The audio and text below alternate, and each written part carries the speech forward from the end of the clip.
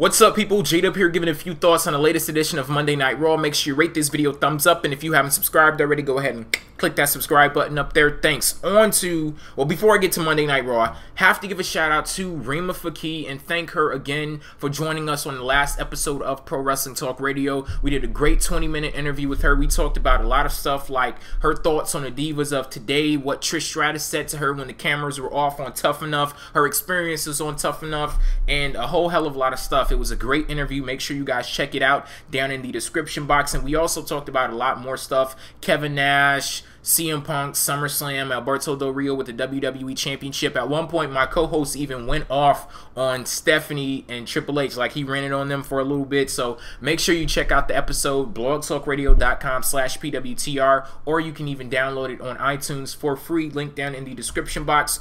Now on to Monday Night Raw, and by the way, finally got my Best in the World t-shirt. I ordered this thing a month ago, and even with expedited shipping, it still took weeks to get to my damn house because they're selling so fast. They had to put them on back order, but I'm glad that I finally got mine. And speaking of Best in the World and CM Punk, one thing that I really enjoyed about Monday Night Raw tonight, it wasn't just all about CM Punk. For the last few weeks, all we've heard is CM Punk, CM Punk, CM Punk, CM Punk. He's been the main topic of discussion, hell, the only topic of discussion coming out of every episode of Raw. But I really feel like tonight they gave me more things to be, you know, entertained by, other than, well, I won't say other than, I'll say in addition to the CM Punk storyline, because I'm not taking anything away from him. But as far as I'm concerned, me sitting at home as a fan, I don't want to just be entertained by 15 or 20 minutes of the show. I want to be entertained by the whole damn show, and they gave that to me tonight from start to finish. They're building storylines within the Divas division, the tag team division, the mid-card championship, and they're even using underutilized guys on the roster. And speaking of that, a couple of weeks ago when I was recording with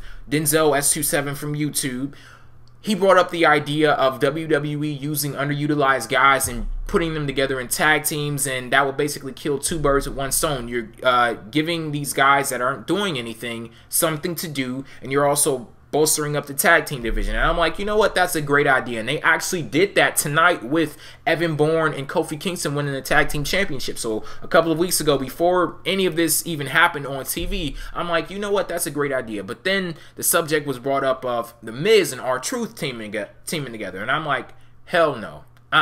No, I do not want to see that at all. I don't want to see it. And that really got me nervous tonight on Raw when I saw both of them walking down to the ring. They attacked Santino. They jumped in the ring together, and they started going off on the mic. And I'm sitting there like, oh, Lord, here we go. R-Truth and his crazy ass. He's about to corrupt The Miz, because I'm a big fan of The Miz. Don't have to tell you guys that at all. R-Truth, sometimes I like him, sometimes I don't, because he's just so quirky and all over the place and, you know, little demented too. And I'm like, oh, he's about to corrupt The Miz, start having him talk all of this crazy shit. But as they started talking and as the, you know, segment started to progress, I really enjoyed it. I didn't just enjoy it, I fucking loved it. The heat from the crowd, absolutely amazing. The way they played off of each other and went back and forth, and it was just all great. I can like immediately sense they had great chemistry, and I'm really interested to see where this thing, you know, end up going. Are they going to be the new tag team champions? Is this WWE's way of,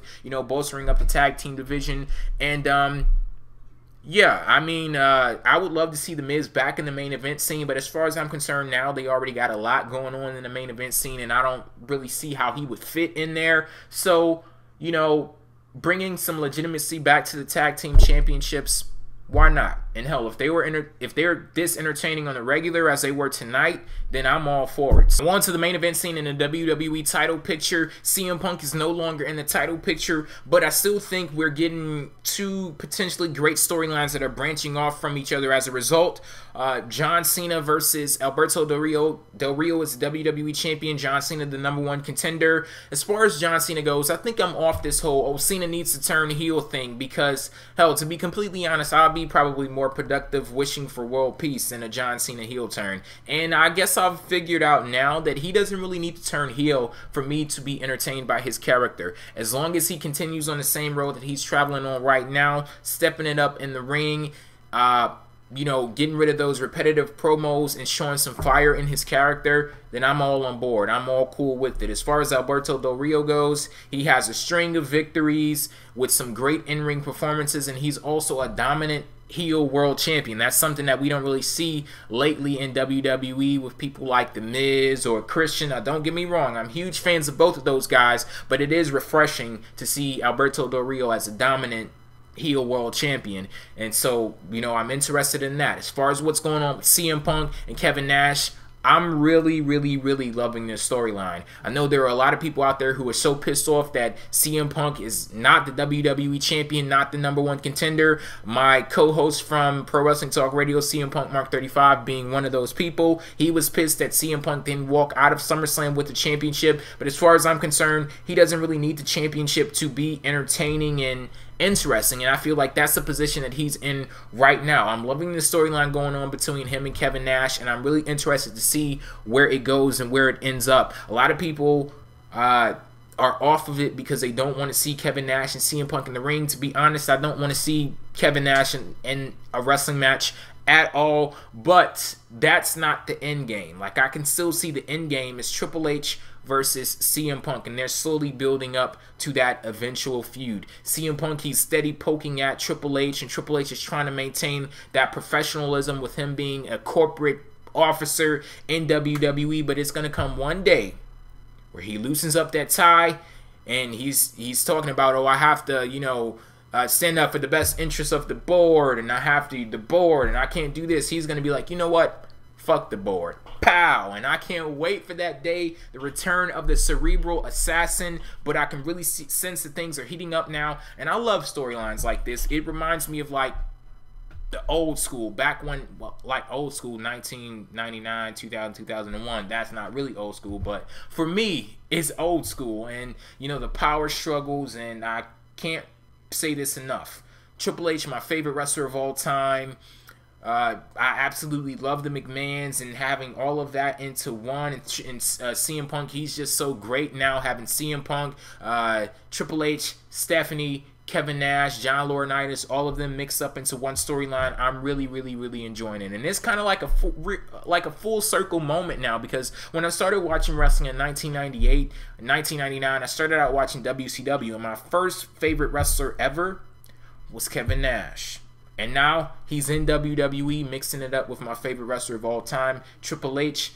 Full circle moment right there. And yeah, it's great to see. I'm loving where this thing is going. And yeah, let me know you guys' thoughts on everything that's happening on Monday Night Raw. Where do you see all of this stuff going? We have Night of Champions coming up in a few weeks. And, you know, you guys have any, you know, real early predictions on that pay-per-view? So, yeah, thank you guys for watching this video. Make sure you check us out on Pro Wrestling Talk Radio this Saturday, 6 p.m. Eastern Time, blogtalkradio.com/PWTR. I am J-Dub. Peace out. I don't care, but I talk shit, and I gotta admit, I watch, like, Kelly, and even though I love the Bella Twins, I watch that, and I just go, man, I could do better. You know what I mean? There are a lot of girls that went just from modeling into wrestling. It wasn't like they were wrestling fans, and I just kind of find that unfair.